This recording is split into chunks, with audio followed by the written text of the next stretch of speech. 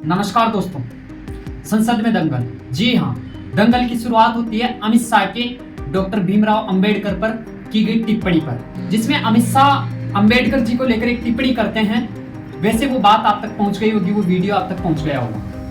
अमित शाह का अंबेडकर पर टिप्पणी करना उन्हें उलझन में डाल देता है और विपक्ष उनकी इसी बात को पकड़ लेता है और विपक्ष अमित शाह पर आरोप लगाते हैं कि डॉक्टर अंबेडकर का उन्होंने अपमान किया है, उन्हें माफी मांगनी चाहिए और उन्हें इस्तीफा देना चाहिए। आप ये कुछ ट्वीट देख सकते हैं, पूरे देश के अंदर ये बवाल मचा हुआ है और पूरे देश में अमित शाह के खिलाफ विरोध प्रदर्शन किए जा रहे हैं। अब दंगल भयानक रूप लेने वाला है। जब विपक्ष अमित शाह पर सवाल उठाते हैं, उनके बयान पर सवाल उठाते हैं, तो अमित शाह को भी बचना जरूरी था।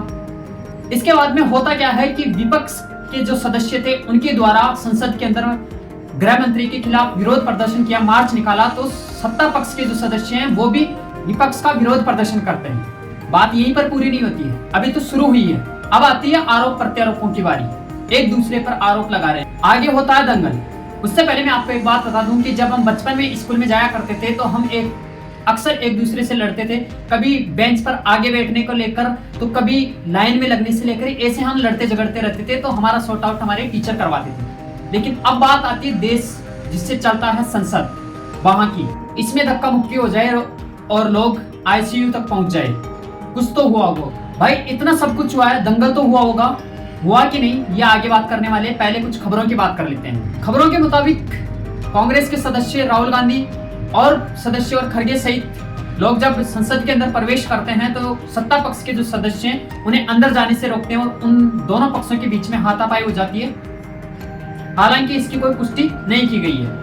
आगे राहुल गांधी कहते हैं कि जब वो संसद के अंदर प्रवेश करते हैं तो सत्ता पक्ष के सदस्यों के द्वारा उन्हें अंदर जाने से रोका गया और उन्हें धमकाया गया। वहीं खड़गे भी कहते हैं कि उन्हें भी धक्का लगा, जिससे वो गिर गए और उनके घुटने की जो सर्जरी की गई थी उसमें और चोट आई।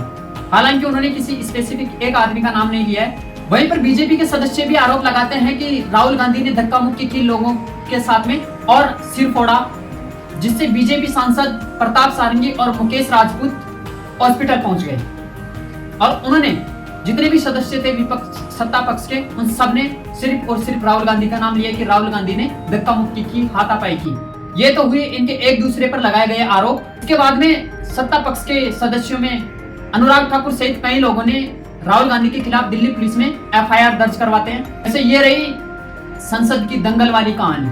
अब बात इस पर अटकी है कि दंगल वहां पे हुआ कि नहीं, वहां पर धक्का मुक्की हुई कि नहीं हुई, हाथापाई हुई कि नहीं हुई।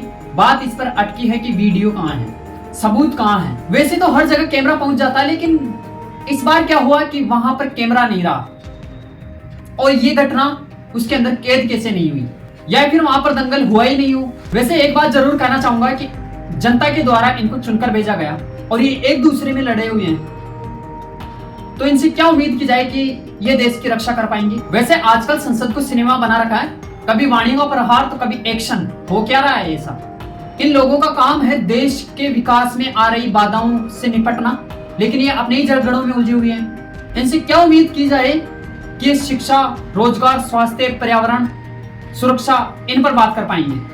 वैसे आप समझदार हैं, शिक्षित हैं, विकसित हैं। ये जो पूरा ड्रामा है ये सिर्फ आपको गुमराह करने के लिए किया जा रहा है। जरूरी नहीं है जो आपका नेता है, जिसको आपने चुनकर भेजा है, वो आपकी लड़ाई लड़ रहा हो। समझदार हो, सतर्क रहें, सुरक्षित रहें। जय हिंद, जय भारत।